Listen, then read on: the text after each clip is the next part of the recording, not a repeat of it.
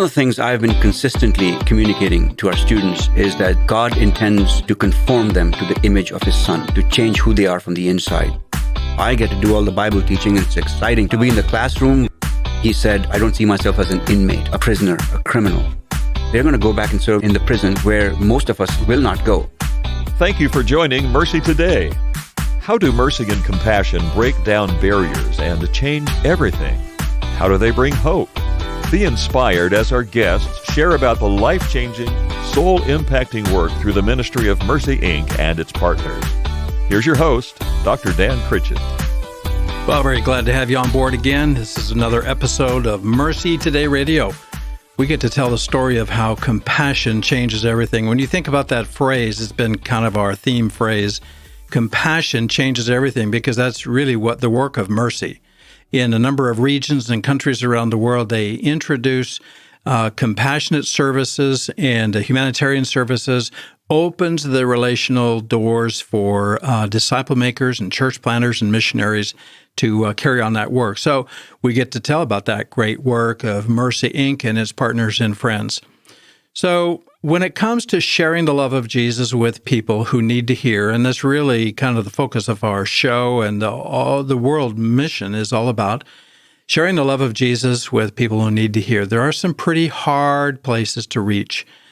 And, we just had a show with the Bible translators, with Wycliffe, and people of scattered, unknown tribes around the world. But, are they hidden tribes and villages that are hard to reach, places that don't have a Bible, or people who are hostile to the Christian faith? We have a lot of that going on these days. So here's a question. What about prisons and prisoners? We kind of think of prison as a place of criminals and offenders, and we think that because that's part of who is there, I suppose. But people who are have done some terrible things and paying a price. So maybe some of these folks have turned away from God. They want nothing to do with Him, and they've had a tough life, and things are dark for them. In some ways, maybe these people are ones who have come to the end of themselves. And maybe they have recognized their need for answers, and they've lost hope in other ways to make sense of life, and they're maybe open to seeing their deep need for a new start. And maybe they are finally open to a God who loves them, who has a better plan for their life.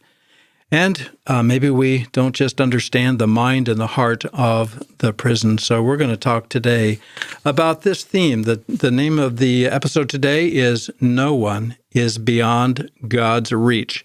There are a lot of different topics that we could cover under that title, but we're going to be very specific about prisons today. No one is beyond God's reach. So I want to welcome you to the discussion, invite you to lean in and just take it all in, because I'm introducing you today to Dr. Amit Bhatia. There we go. Thank you. Amit Bhatia. He's at Corban University, a well-known Christian university in our area, and he's the director of the OSCI extension. I'll let him explain what the OSCI is. So again, today's episode is No One is Beyond God's Reach. So, Amit, thank you so much for coming into the studio. You're here in person. Glad to have you. And welcome to Mercy Today Radio. Thank you for the invitation. Yeah. We talked a little bit about ahead of time about, we had a little while ago, we had Tom Cole on, Judge Tom Cole, who has the organization called Paid in Full Oregon. Now, you are integrating with that because you're actually on campus. You're at Corban, and you are the director of the of this extension program, and we want to hear about that. And you also teach in it, and that's part of a love for you too. So, and you love these guys that are in the prison. So, let's get right started here. We want to know about the program, and maybe you can kind of give us an overview so everybody can hear exactly what it is that you are working on there. Thanks, Dan. I'm an assistant professor and director of the OSCI extension, Oregon State Correctional Institution. There we go. It's a medium security prison in Salem, and Corban University, in partnership with Paid in Full Oregon and the DOC, has started an undergraduate degree program inside the prison, a Bachelor of Science in Liberal Studies with a focus on psychology, social work, and leadership. Okay. So it's a full-fledged 4-year undergraduate degree program from Corban University, 132 semester hours, 33 of those hours are Bible-related courses, which I teach. My role is half administrative as well as half teaching in the program. So I get to do all the Bible teaching. It's exciting to be in the classroom. Yeah. We teach courses on psychology, mathematics, history, art, just a traditional Christian liberal arts education. What's special about our program is that built into the program is 1 semester hour of practicum every semester starting the sophomore years. And for 9 semesters, we have this personal development work, and we're building skills into these students. We are, the vision is to have professors teach this in conjunction with business leaders in the community, to bring them in so that they are teaching students, pouring into them, giving them skills that they will need when they are released to fit back into society, to become contributing members of society. I don't think I had heard that part about business leaders that come in. Do they teach a class, or they come in for one presentation, or? They would partner with the professor. And then as the professor directs them, they would have different segments in the course. This may be live video teaching if we get to that point. If not, they come inside, and then they maybe once a week, maybe once every 3 weeks. We're still developing that part of the program. So the idea is to develop these adults in custody is the term that is used to fit back into society, to be contributing members of society. Education has been proven to reduce the rate of recidivism so that they don't become reoffenders and go back in prison. Right. So that's kind of what we're doing. We have, I've also introduced chapel. This was not part of the program. Originally. But voluntary chapel. That they can come in. Our students are, when they're accepted into the program, they have to have at least 8 years left in their sentence. The rationale for that is that 4 years, they're going to finish this program, and the program goes all year round, including summers. And after that, they will be sent out to various prisons all over Oregon and serve for 4 years their fellow adults in custody, correctional officers. Serve them as a way of giving back into the program for their free education. So that's kind of how we're thinking through this. Corban University has, on the outside, the traditional undergrads, they have 3 chapel services every week, not required. Because of prison restrictions, time limitations, I introduced chapel once a week. And it's voluntary, no requirements. And some students don't come, but most do. And we spend an hour each week just praying, singing, and worshiping, and another way of engaging our students. This is student development. The Corban University's mission is to educate students who will make a difference in the world for Jesus Christ.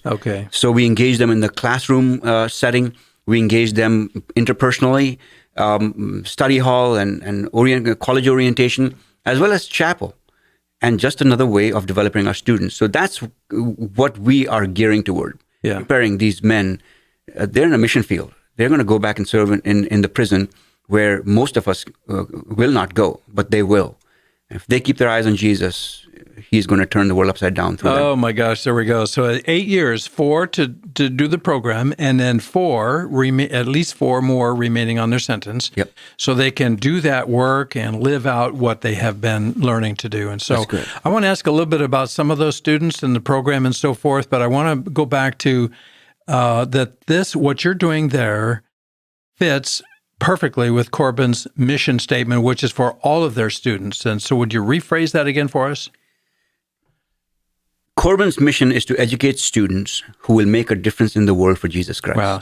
And that's pretty specific. Correct. Right? It's not just, giving an education or help people to grow in their faith or to get a degree or something, but they'll make a difference for Christ in the world. We give them a biblical lens through which they are to view their education, their lives, the world.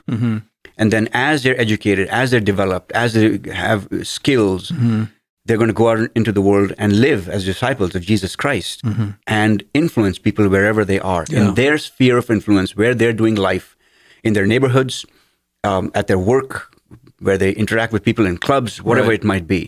But the idea is to engage people and their community and glorify Jesus. I would imagine that that's pretty exciting for you to be able to plant those seeds in the minds and hearts of these adults in custody, AICs, right? And to know that those seeds will be scattered wherever where that person goes when they're released. But even in the prison system for those 4 years, that's got to be exciting for you to be a seed planter. Dan, my vision has shifted since I've been teaching this program, a couple of years now. I did a little bit of work in Wisconsin as well, and that's how I came to Corban University. My vision has shifted in that I see that this is the ministry of Jesus.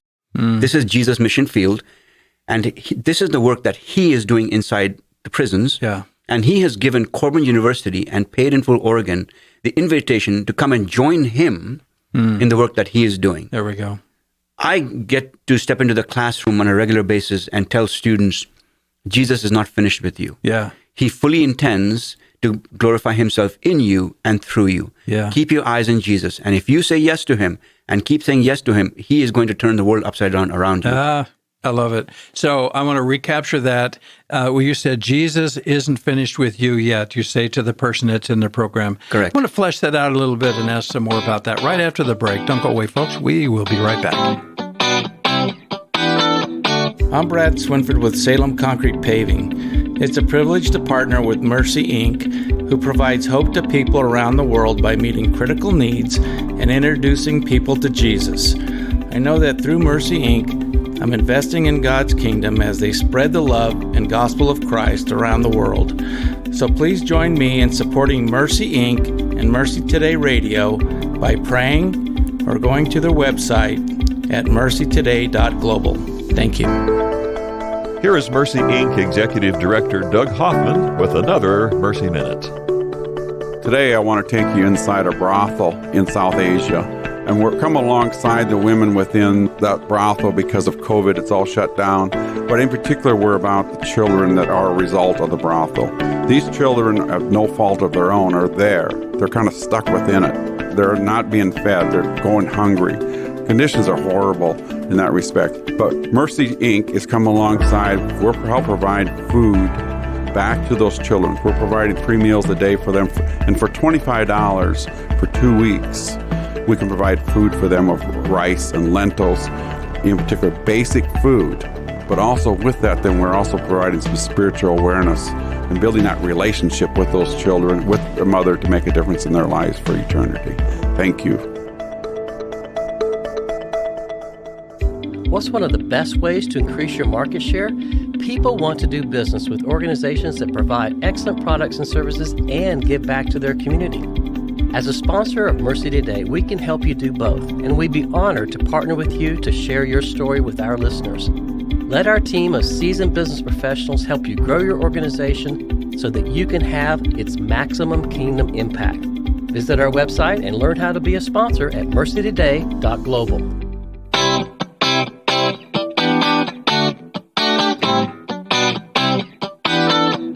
Businesses can partner with this program and fund missions.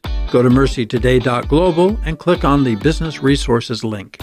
Welcome back. We are talking to Dr. Amit Bhatia. Am I saying that right? Yes, sir. That's a name from India, and maybe we can hear a little bit about that. It might have to go to the AfterWords, but I love your testimony about how God got a hold of you. So Dr. Amit Bhatia is the director at Corban University of the OSCI Extension, the Oregon State Correctional Institution that takes him inside the prisons, and he's thrilled to be able to do that work. So when we left off, I wanted to get a little bit back into when your message to an AIC, an adult in custody, is Jesus isn't finished with you yet. So tell us about what that means and maybe how some of the students have responded, just kind of their response, meaning really. So maybe I'm not just stuck here for 20 more years. One of the things I've been consistently communicating to our students is that God intends to conform them to the image of his son, to change who they are from the inside. Yeah. So I would tell them this on a regular basis. One morning in class, I'm waiting for students to gather in. They're coming in, released from their units, and they're sitting and taking their desks, and I'm sitting up front, and this one student is just kind of looking at me, just like you and I are looking at each other. He's looking at me. I'm looking back at him. He's looking at me. I'm wondering what's going on through his mind. Right. And then all of a sudden, he thumps his chest, and he says, I am a Corban University student. Wow. And I said, yes, you are. Yeah. And, big smile, he's excited. And then I began to probe this over the next few weeks. What does this mean to him? Mm-hmm. And come to find out that because of the situation that brought him into prison, he had felt cheated by God. And here was a man who had walked away from God. And now, all of a sudden, God was starting to change him. And he said, I don't see myself as an inmate, a prisoner, a criminal. Yeah. I'm a Corban University student. And that's the vision that Jesus wants to give to these men. Yeah. I had students get into student assignments, group team projects, and there's been conflict, and we've had to sit down and sort through this conflict. And I've had students sitting in class, in chapel, and one student says, Professor Bhatia, can I address you and address the class? I said, yes, this is your chapel. Feel free. And he says, we had the situation a few days ago. I just want to apologize to the class. I want to apologize to you. I want to apologize to my students. And these are men now, adults in custody, who are hugging each other, apologizing, asking for forgiveness, breaking down in tears because of what's happening there. And this is the work that Jesus is doing in them. Wow. That's amazing, because we wouldn't think, if we were to be a fly on a wall inside a prison, we would see conflict and tension and anger and regret and all of that stuff. And I know it's been difficult where families cannot even visit their adult in custody, at least in Oregon, in the prison system yet. I don't know if that's going to be released, but they do have telephone privileges, and you can send them mail, and they've got a video phone that you can do, but no in-person visitation. They are beginning to reinstitute that. Yeah. We're in a post or COVID world, so they are starting to work through, because this is important for the mental health, emotional health of the AICs, and the DOC recognizes that, and they want to bring this back. Right. So can you summarize a little bit again about what a student is like, maybe beyond the stories that you just told, but what the typical student is like when they first apply for and get accepted into the program, or even before that, and then what changes you've seen now? You've been at it for 2 years, so it's a limited window, but I'm sure you've seen some pretty dramatic change. What is the typical transformation that starts to take place? So students begin, we accept students of all faith backgrounds, even though it's a Christian program, it's a Christian university. We don't limit it to just Christians, so we have non-believers applying. Then they come into the classroom, they have to have 8 years left in their sentence. And many of them, through their stories, I'm finding out that they have experienced a loss of hope. There's a complete absence of the sense of hope. They're in it for the long haul. And are they ever going to get out? And they have now lost some of the simple privileges of life. I had one student share with another student. We're sitting in study hall. I'm sitting up front in the classroom, just kind of doing my work, half listening in, half dialoguing with them, and they're talking. And one student turns to the other and says, you know what it was like you remember what it was like to sit on a couch? They don't have that anymore. Or to just get into a car and go for a drive just because you want to go for a drive, and it's gone. But these are men who have come in with a loss of a sense of hope. And this is where Jesus wants to stand face to face with them and tell them, I'm here, I'm going to give you hope. And to tell them that Jesus has a mission for you. Keep your eyes on him, and he's going to redirect your path. And these are men who are starting to grab onto this. And they're starting to ask, what about after Corban? Can I get into a graduate program? And they're starting to ask, what kind of ministry can I do? How do I get involved in chapel? And so on and so forth. These are men who are they've been put into the mental health unit, is what they call it, one of the units. And they're sitting and ministering to other students. We've just gotten this program off the ground, and here they are already making an impact. And correctional officers and other inmates see this, and they're drawn to this. They've been asking, hey, we're not Corban University students, but can we come for your chapel service? And so this is the kind of impact they're having at Chow. They're sitting down, and there's one student says, I'm not even a Christian, but I've got all these Bible passages that are just pouring out of me. I don't know what's going on. Wow. Yeah. So is your chapel open to people that are not in your program? It will be now. Okay. Initially, when we started out, we were still building the program, and DOC is trying to figure out, how do we administer this and support this. Excuse So me, the- DOC, Department of Corrections. Right. So specifically, Oregon State Correctional Institution Right. is what I should say. Right. And so initially they said, this is a Corban program. You're in the Corban classroom. Just keep it limited to Corban University students. Then they said recently, a few months ago, that, this is actually a chapel program. This is not educational. So we should have it inside chapel and we should open it to the whole prison. And so that's what we're going to do. Yeah. And do you think that will kind of merge out into the prison population, that there will be others? I mean, like Prison Fellowship and some of the other in prison, like started by Chuck Colson, where there was they had chaplains and they had Bible study leaders and those kinds of things. That's not your program specifically, but I'm just wondering if you could see that some of the guys that are in your program would invite a cellmate or invite a friend or somebody to come to the chapel. Is that a growth thing for you, or are you not necessarily encouraging that? No, we are encouraging that. Okay. We want that. And students are actually doing it without my having to encourage them. Yeah. They said they're talking about chapel and they're talking about the program and what God is doing and how they're changing. Wow. And they're by themselves, they took the initiative and said, hey, we want to do this. And students, we baptized one student in chapel. Here was a student who said, I want to make a rededication of my life. I have been walking with God, but I'm in a new program. God is making some new changes in my life. I want to communicate that, and I want to get baptized. Yeah. We were at the baptism service. We baptized him and me and another inmate, AIC, together. We baptized him, and that's when I got the question, hey, chapel, we hear such good things. Could we please come? We'd really like to come. Yeah. And so that was our desire right from the beginning. It sounds like something's happening, and it's still new, right? I mean, it's only 2 years into it, and so the first cohort is only 2 years, and they've got 2 more years, and you're bringing in new ones every year, August or September, or our program is based on the cohort model. We accept 25 students every year. Yeah, and the program is set. They take the same classes. There's no electives. Okay, so they come in and they're going to work through the entire program together. Hopefully, in 4 years, all graduate, and then every year, June, July timeframe is when we send out the application. Students apply, and the plan is to start late August. In conjunction with Corban University's traditional undergraduate degree calendar.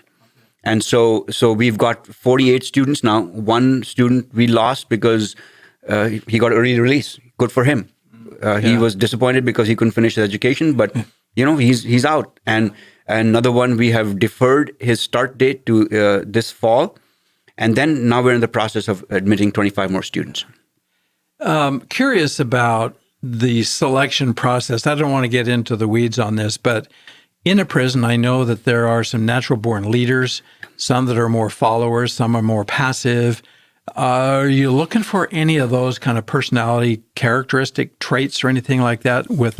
Because when they finish the program, you're going to ask them to be leaders and to be initiators and innovators and ministry people. We are giving opportunities to students to participate. When chapel gets back up, that's going to happen. When we were meeting in chapel before COVID hit, I had a student played his guitar and led worship. Others led in prayer and testimonies. Some wanted to share a word. So we are creating these kinds of opportunities. I have one student whose title is orderly. He kind of serves our Corban University classroom, making sure everything is clean, COVID restrictions and so on. And he has other duties. He's kind of my support person. Okay. He's learning responsibility and faithfulness and obedience. Students, we're going to have our AICs serve as tutors. Mathematics. Not everybody likes mathematics. In the program. The program. Yeah. So they are students who have done well in some subjects, and they're going to become tutors. So that's how we're going to develop these students. We are going to give them opportunities in chapel, and then they're going to start to lead Bible studies, and, minister, spiritually when they are out in other prisons. Yeah. So what you're doing is so incredibly important. If somebody is listening and say, "Gosh, I want to help. I want to be a part of that. What can I do?" So now you talked about the partnership with Paid in Full Oregon. That's correct. And that's the funding organization. So if somebody was interested in helping financially, that's how they would do that? That's correct. Okay. So get on the Paid in Full Oregon's website, simple Google search, and then there are very clear markers, directions on how, if they want to partner financially and in prayer and so on. Because you can change a person's future and their whole life by coming into this program with you. And if you forget web addresses and everything, just go to our site, mercytoday.global, and we'll have all the information. We'll connect you with either Judge Tom Cole or with Amit Bhatia. I'm still getting used to, so that name sounds familiar to me. But it's like a baseball mitt, Dan. Amit. Yes, there we go. I just want to thank you so much for coming in today. We're going to take a break, and we're going to come back under the podcast portion afterwards. Thank you so much for coming in today. Thank you for the invitation, Dan. We'll be back with more Mercy Today right after this. How do you multiply your time, talent, and treasures? By investing in Mercy Today. Whether it's going on a mission outreach halfway around the world or sharing your insights and experiences with others in our local community, our team of business professionals can help you multiply what God has given you. We can help you grow your organization so that you and your fellow work associates can utilize your talents for even greater causes as you multiply your resources to do even more. Join us and become a sponsor of Mercy Today. Visit our website at mercytoday.global. Have you been looking for new ways to grow your organization and have a lasting, eternal impact? Mercy Today has an amazing team of business professionals that have managed small businesses to large corporations, and we want to share that know-how and experience with you. We're also committed our lives to sharing the gospel with compassion and serving the practical needs of communities around the world. Partner with us and become a sponsor of Mercy Today. Visit our website at mercytoday.global.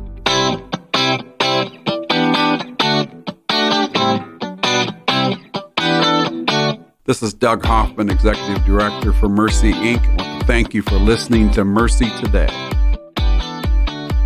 I just love talking to Amit Bhatia, the Director of Corban University, the OSCI Extension Program in the prisons. If you have questions about what we've talked about, want to know more about the program, want to know how you can get involved or help financially, go to our website, mercytoday.global.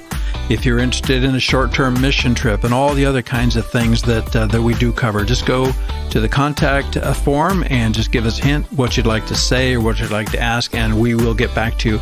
Anything that comes to us, we'll forward on to Dr. Bhatia about the prison ministry there. So I just want to thank you for listening today to Mercy Today Radio. We are telling the story of how compassion changes everything. I'm your host, Dr. Dan Critchett, wrapping up this episode. And until next time, may God help you be a part of what He is doing in our world today. Join us on the website. God bless you, my friend. Goodbye for now.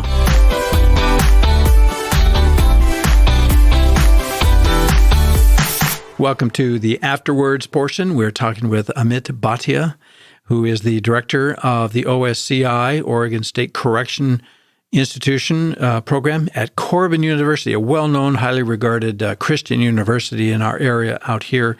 And so you can listen to the show that we just did, go on the podcast. And I want to have this setting or this framework because Amit wasn't always a Christian. And here God has plucked him out of where he was and what he was doing. And here he is today directing that program and teaching in that program and having a life impact on these AICs, these adults in custody. So, Amit, tell us your story. You're not even from the U.S., so take us all the way back to India.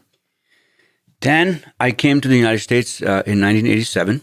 I wanted to study computer science. Mm-hmm. In those days, the kind of program that I was looking for wasn't available in India. So God, through a series of circumstances, led me to this small liberal arts college in the Midwest, the Quad Cities in Illinois. And I studied computer science. And when I came here, growing up in a high-caste Hindu family, the kind of Hinduism that my family practiced was philosophical Hinduism, meditation and yoga and so on. Mm-hmm. So I was a convinced, believing Hindu when I came here. When I came here, my roommate happened to be from a Christian background.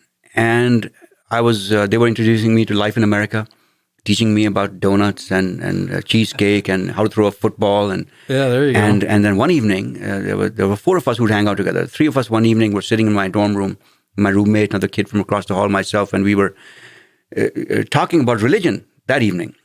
And they wanted to know what it means to be a Hindu. Yeah. So I explained to them in a few words, just gave them the basics of Hinduism.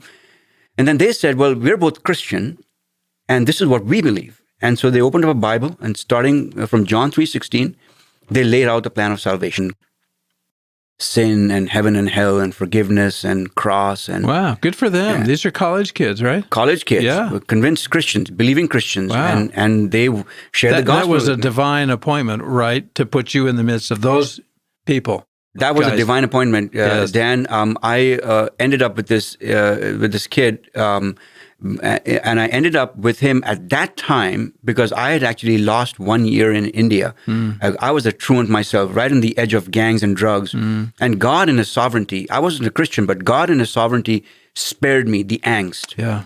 And because I lost that year, I got taken out of that school, and I was put in another school through the government's help. And positive peer pressure. Students wanted to study. Many of them wanted to become engineers and doctors. Some came to the U.S. And through that influence, in that environment, God shaped my heart, put a passion in me for learning. And things haven't been the same ever since. Yeah. And because of that, I got a scholarship. I came to the U.S. and I ended up with this kid hearing the gospel. And my first response for the first time, I knew that Jesus was the God of the Christians, that Mary was His mother, and the Bible was the book of the Christians. That was it. Yeah. But I come here and he explains to me that the only way to have a relationship with the living God is through Jesus the Christ, and to have faith in Him, receive His forgiveness. And I could not understand how Jesus could make such arrogant claims. And I have long since repented of that opinion. But Jesus made this claim that I'm the only way. Yeah. And Hinduism, Hindus take great pride in saying that all paths lead to God. What can be better than that? Yeah. But Jesus had a better way. And that began a journey for me, a 5-year journey, where eventually I had this opinion about Jesus, but over the years I was drawn to Jesus. And when I came to faith in Christ, I wasn't looking for forgiveness. We all need forgiveness. But I wasn't looking for forgiveness. I wanted to know the truth. And I wanted to know my purpose in my life. And I ended up in 5 years through just life falling apart. And I cried out to Christ and said, you say you have a plan for my life. You love me and you care for me. And that you're God. If you really are God, can you help me out? And how He answered that prayer convinced me that Jesus is who He really says He is, and that He's alive. Yeah. And so I bowed my knee to Jesus.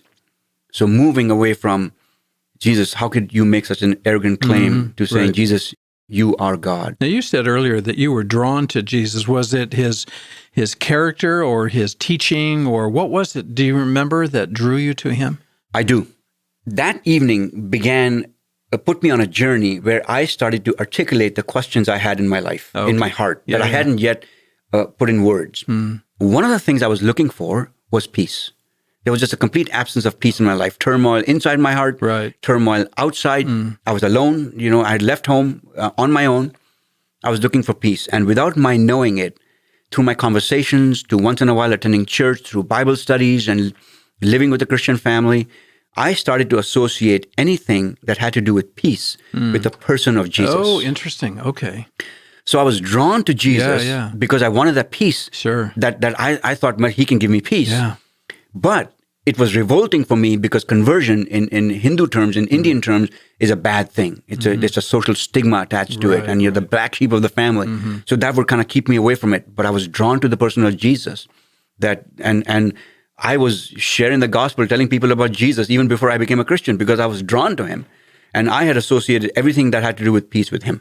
That is so profound because in our world today, and I don't mean just in America, but around the globe, people are dealing with turmoil and fear and doubt. I mean, we're still in the COVID season and people are wondering about, well, am I going to get sick? Am I going to die? And then what happens after that? But then all the things that are going on in their lives, a lot of upset and a lot of fracture and a lot of war inside. But the fact that you equate Jesus with peace, I think that's a message for missionaries around the world can address that. And I imagine, even though we talked about hope being the key thing in the prisons, I would imagine that peace would be a much needed thing for these guys too. Yeah. And I say guys because right now, so far, you're just in the men's portion of the prison population. But I just love that peace, because we all have things going on inside, various levels of turmoil. But where do we go for peace? And it's not It's not necessarily a, how do I want to say, it's not necessarily a quote or necessarily a cognitive thing. It's a person. And Jesus says, I give you peace, not as the world gives, the peace that only I can give you. So, yeah. And so now you're still in college at this point now. So, I mean, in your story. So I want to kind of fast forward up to where we are today. So God got a hold of you. God got a hold of my heart. Yeah. I mean, I asked the question, why should I choose Jesus over Krishna? Yeah. Krishna, the one Hindu figure in Hinduism who also claims to be a savior. Yeah. And I don't see either of them. Well, Jesus did something for me, something tangible, and I bowed my knee. Yeah. And from that point on, I actually worked. I had just started working out of grad school. I had been studying computer science. I worked as a software engineer for 5 years, and right away, actually, God started to put in me a desire to do ministry. I did not know what it meant to be called into ministry or what shape ministry would take, but I saw my pastors, and I thought, well, maybe I'll be a pastor, and so I kind of started to go down that path and started to ask that question. And one of the first things I asked my pastor a couple of months after I came to faith was that, I've taken public speaking. I'm a Christian. I'd like to learn how to preach. Could you tell me how to write a sermon? And that was a journey on its own, where he responded to me by saying, he kind of chuckled and he just looked at me and said, why don't you become an usher for a while?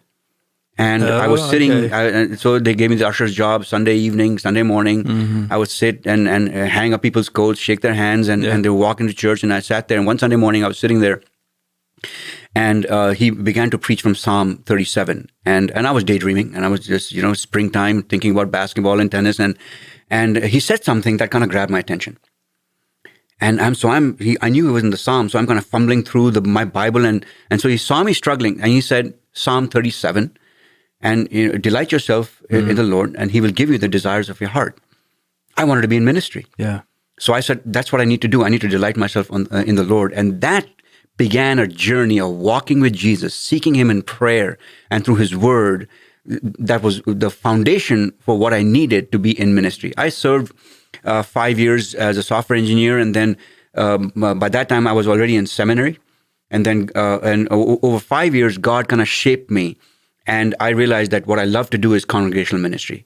And I served as a pastor for 8 years in a variety of contexts. I served in a Messianic Jewish congregation. I was led to the Lord by a Jewish believer in Jesus who himself had come to faith in India, practicing at a meditation center, practicing the kind of Hinduism I grew up with. And God in His sovereignty connected me with Him. And I had been drawn to Jesus, Jewish people rather, I should say, as a 7th grade student studying history one morning. But in any case, I served there, and then I taught high school Bible for a year, and then God led me into the PhD program, and I've been teaching ever since. Yeah. What's occurring to me, Amit, is that the very journey that you are describing, from India and then from the U.S. and then hearing the gospel for the first time and then feeling a call to ministry, it seems to me that you're in a position now to open up that same kind of journey to the men who are in the program with you and Corban. And I think that's got to be a thrill for you, because the details are going to be different, the locations and the people and, all the things, but it's giving them a different view for their future and hope and a calling.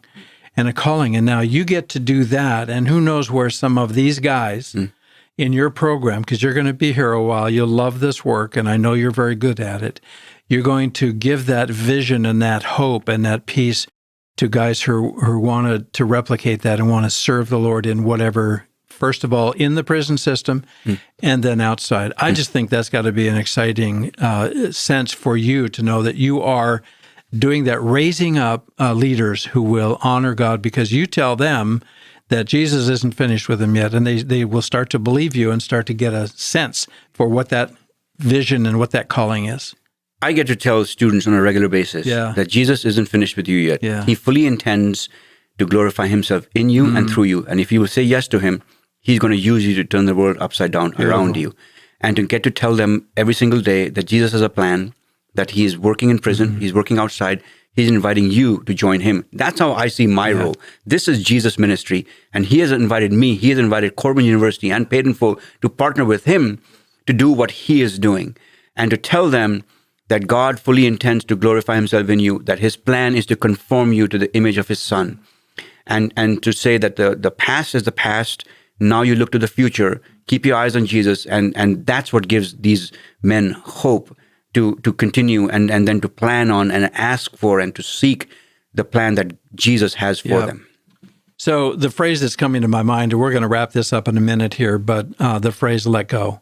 So you're inviting these men to let go of their past, let go of all the stuff that got them to where they are, but also to let go of their plans, whatever it is that they thought they were going to do, because you're saying Jesus isn't finished with you. He's going to glorify himself in your life.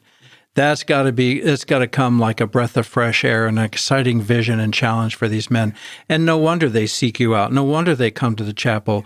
No wonder they shed tears and hug each other. And there's that bonding, I'm imagining. You haven't said it quite that way, but a bonding of these men who were in such deep trouble, darkness, and now they see the light and they're on track with you.